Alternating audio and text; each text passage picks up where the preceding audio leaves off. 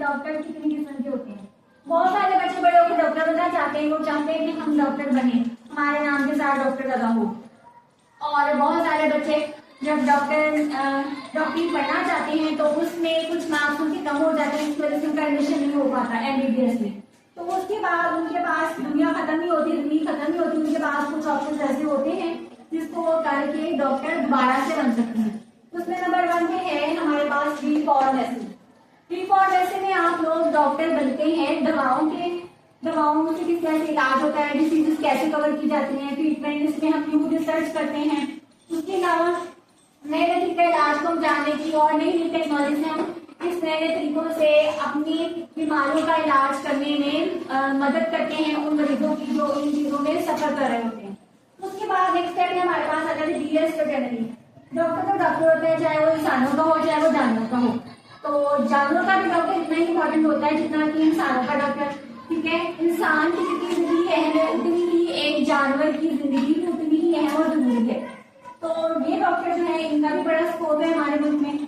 लाहौर में बहुत सारे ऐसे डॉक्टर्स हैं जो कि जानवरों के डॉक्टर बहुत फेमस है, उन्होंने अपने क्लिनिक खोले हुए हैं जहाँ पे वो जानवरों की बीमारियों का इलाज करते हैं, उनकी क्लिनिक्स हैं और वहाँ पे उनके लिए इलाज के लिए और जो जो उनकी बीमारियां डिजीजेस हैं उसके बारे में वो उनकी रहनुमाई करते हैं।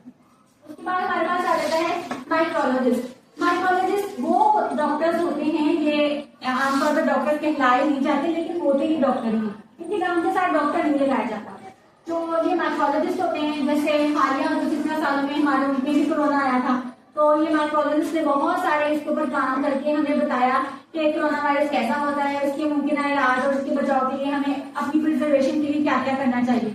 तो ये बहुत सारा काम करते हैं, लेकिन ये डॉक्टर कहलाए नहीं जाते लेकिन काम इनका डॉक्टर का ही होता है, तो इनका भी बड़ा स्कोप है। इसके बाद नंबर 4 में आपको बता दूं BDS, bachelor of dental surgeon study. ये हमारे पास ऐसे डॉक्टर होते हैं जो कि दांतों के डॉक्टर होते हैं।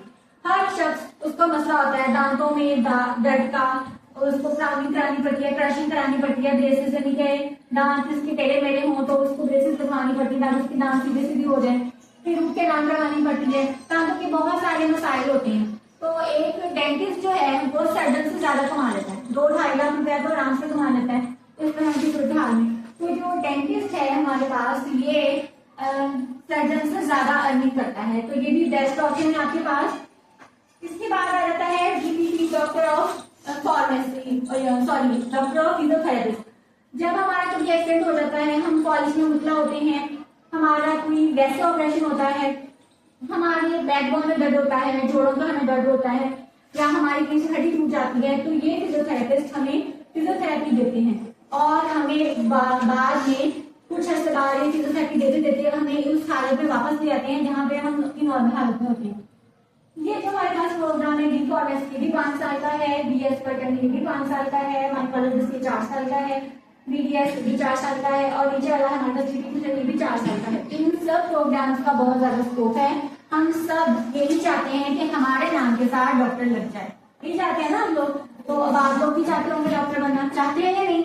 Yes. अब आप लोगों को पता चला कि अगर हमारा स्कोप जो है वो थोड़ा कम हो या हमारा MBBS में एडमिशन ना हो पाए तो हमारी जिंदगी खत्म नहीं होती। हमारे पास 5 बेस्ट स्कोप है, इसके अलावा भी बहुत सारे हैं लेकिन पाकिस्तान में इनका सबसे ज्यादा स्कोप है। ये जो नंबर 5 में मैंने आप लोगों को बता दी है ताकि अगर आप बड़े होके डॉक्टर बनना चाहते हैं, MBBS में अगर आपका इन केस खुदा ना खासा एडमिशन नहीं होता तो फिर आप इन चीजों में से इनमें से कोई अपना ऑप्शन चूज कर लें, आपको तब तक मेरी बात याद रह जाए और आप अच्छे से डॉक्टर बन जाए।